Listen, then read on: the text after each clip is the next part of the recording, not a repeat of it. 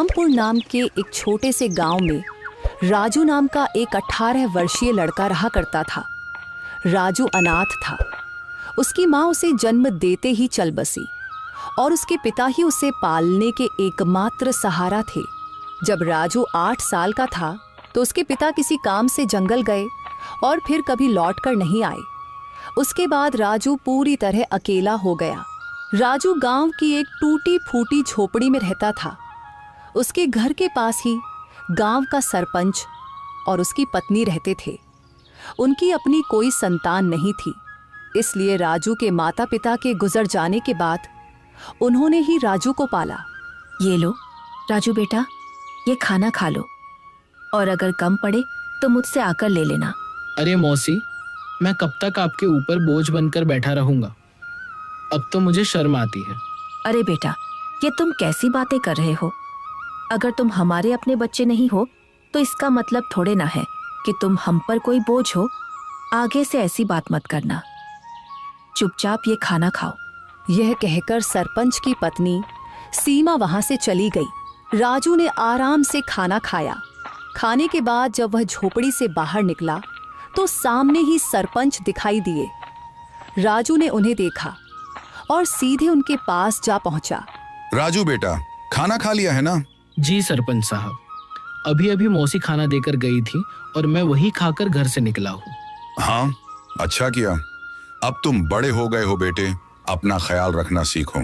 जी सरपंच जी, 8 वर्ष की उम्र से लेकर अब तक आप ही मेरा ख्याल रखते आए हैं, पर अब मुझे शर्म आने लगी है। अब मैं कुछ काम करना चाहता हूँ। इसमें शर्म की क्या बात है बेटा? हमने तो हमेशा तुम्हें अपना ही माना है। लेकिन अगर तुम्हारा मन फिर भी कुछ करने का है तो सुनो, गांव के पास वाला जंगल अब पहले जैसा खतरनाक नहीं रहा। चाहो तो वहां जाकर लकड़ियां काट सकते हो या शहद इकट्ठा कर सकते हो। जी सरपंच जी, मैं कल ही जंगल जाऊंगा। अब समय आ गया है कि मैं अपने लिए और आपके लिए कुछ कर दिखाऊं। अगले दिन राजू एक कुल्हाड़ी लेकर जंगल की ओर चल पड़ा। कुछ ही देर में वह जंगल पहुंच गया। जंगल में कदम रखते ही उसने सोचा, कुछ भी कहो, सरपंच जी ने बचपन से लेकर अब तक मेरी बहुत मदद की है। अब समय आ गया है कि मैं अपने पैरों पर खड़ा होकर दिखाऊं और अब मैं उनकी सेवा करूं ताकि उन्हें अपनी संतान की कमी महसूस ना हो और वे हमेशा खुश रहें। अभी राजू ये सोच ही रहा था कि अचानक उसकी नजर एक कोयल पर पड़ी जो उसे बड़े ध्यान से देख रही थी। अरे, यह कोयल मुझे इतनी गौर से क्यों देख रही है? इसका आकार तो बाकी कोयलों से बड़ा है और देखने में भी यह कुछ डरावनी लग रही है।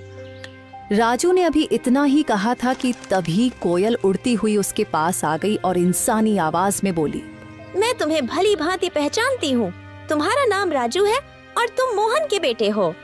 कोयल को बोलते हुए देखकर राजू बहुत डर गया और बोला, ये कैसे मुमकिन है? तुम तो कोयल हो, फिर इंसानी आवाज में कैसे बात कर रही हो? शायद ये मेरी आंखों का धोखा है। भला कोई कोयल इंसानों की तरह बोल सकती है? नहीं, यह तुम्हारी आंखों का धोखा नहीं है।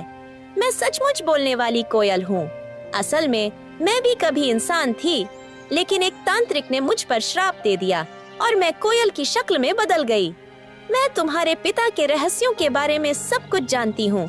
वे कुछ समय पहले जंगल गए थे और फिर कभी वापस नहीं आए। अरे, न जाने कौन हो तुम। मैं ऐसे कैसे तुम्हारी बात पर विश्वास करूं? कभी सोचा है तुमने? तुम पिछले कई वर्षों से बिना पिता के रह रहे हो, लेकिन गांव में कोई भी तुम्हारे पिता के बारे में बात नहीं करता।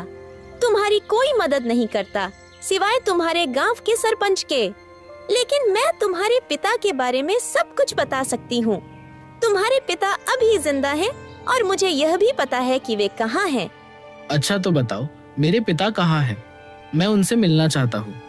मैं तुम्हें जरूर बताऊंगी, मगर उससे पहले तुम्हें मुझे इस श्राप से मुक्त कराना होगा। राजू को न जाने क्यों उस कोयल से डर महसूस होने लगा।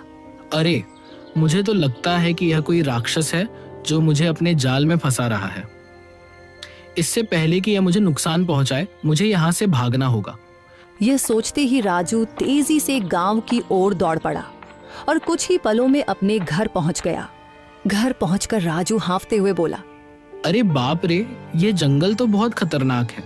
यहाँ तो जानवर भी इंसानों की तरह बातें करते हैं। मुझे तो लगता है कि वह जरूर कोई राक्षस था। मैं अब कभी उस जंगल में नहीं जाऊंगा। अभी राजू ये सोच ही रहा था कि उसी समय सरपंच की पत्नी उसके लिए खाना लेकर आ गई और राजू को घबराया हुआ देखकर वह बोली, अरे राजू बेटा, ये घबराए हुए क्यों हो? और तुम्हें पसीना भी आ रहा है। सब खैरियत तो है ना? कुछ नहीं मौसी, बस थोड़ा सा सिर दर्द हो रहा था। अरे बेटा, अगर तबीयत ठीक नहीं है तो काम मत करो। लो, पहले ये खाना खा लो और थोड़ा आराम कर लो। राजू ने मौसी से सर दर्द का बहाना बनाकर सच्चाई छिपा ली। मौसी ने ज्यादा सवाल नहीं किए, बस खाना उसके हाथ में दिया और धीरे से कमरे से बाहर चली गई। राजू ने खाना खाया और सो गया। अगली सुबह जब राजू नींद से जागा तो उसके मन का डर समाप्त हो चुका था। वह अपने आप से बोला, अरे शायद मैं कल उस कोयल को बातें करते देखकर कुछ ज्यादा ही डर गया था, लेकिन अगर सोचूं तो उसकी बातों में सच्चाई नजर आती है। वह कोयल मेरे पिताजी के बारे में जरूर कुछ जानती है और यह भी सच है कि गांव में कोई मेरे पिताजी के बारे में बात नहीं करता।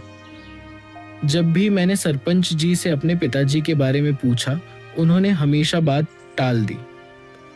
बस इतना ही कहा कि मेरी माँ जन्म देते ही चल बसी और मेरे पिताजी कई साल पहले जंगल गए थे, जो फिर कभी वापस नहीं आए। मुझे उस जंगल में जाना चाहिए और उस कोयल को ढूंढकर अपने पिताजी के बारे में पूछना चाहिए। यह कहकर राजू जंगल की ओर चल पड़ा और कुछ ही देर में वह जंगल के उसी स्थान पर जा पहुंचा जहां कल उसे वह कोयल मिली थी। वह कोयल वहां पहले से ही मौजूद थी और राजू को देखकर उड़ती हुई सीधा उसके पास आ गई। मुझे पता था कि तुम जरूर आओगे, क्योंकि तुम भी अपने पिताजी मोहन की तरह ही बहादुर हो। मैं सिर्फ इसी वजह से आया हूँ क्योंकि मुझे अपने पिताजी से मिलना है। तुम कह रही थी कि तुम मेरे पिताजी के बारे में जानती हो, तो बताओ मेरे पिताजी कहाँ हैं? मुझे उनसे मिलना है। कल मैंने कहा था कि इसके लिए पहले तुम्हें मुझे इस श्राप से मुक्त कराना होगा, लेकिन तुम चिंता मत करो, मैं तुम्हारी मदद करना चाहती हूँ। तुम मुझे अपना दोस्त समझो। मैं जानती हूँ कि तुम बचपन से ही गरीबी से जूझ रहे हो और कभी कभी इस बात पर तुम्हें शर्म भी आती है। यह सुनकर राजू उदास होकर बोला, हाँ, तुम बिल्कुल सही कह रही हो। मैं सचमुच गरीब हूँ। बचपन से ही सरपंच जी और उनकी पत्नी ने मुझे पाला है, लेकिन अब हर वक्त उन पर बोझ बनकर रहना मुझे अच्छा नहीं लगता। मैं चाहता हूँ कि अब मैं खुद कमाऊं, ताकि वे दोनों चैन से बैठकर खाएं और खुश रहें। अगर तुम चाहो तो मैं तुम्हें धन कमाने का रास्ता दिखा सकती हूँ। अच्छा, मगर वह कैसे? तुम मेरी मदद कैसे कर सकती हो? मैं इस जंगल के सारे रहस्यों को जानती हूँ। आओ मेरे साथ चलो। ये कहकर कोयल उड़ चली और राजू उसके पीछे पीछे चल पड़ा। चलते चलते कोयल राजू को एक गुफा के अंदर ले गई। उस गुफा के बारे में किसी को कुछ पता नहीं था, क्योंकि यह जंगल पहले बहुत खतरनाक माना जाता था। इसीलिए लोग इस जंगल में आना पसंद नहीं करते थे। गुफा के अंदर जाते ही राजू की नजर एक बक्से पर पड़ी। अरे, इस बक्से में क्या है? मैं अभी इसे खोलकर देखता हूँ।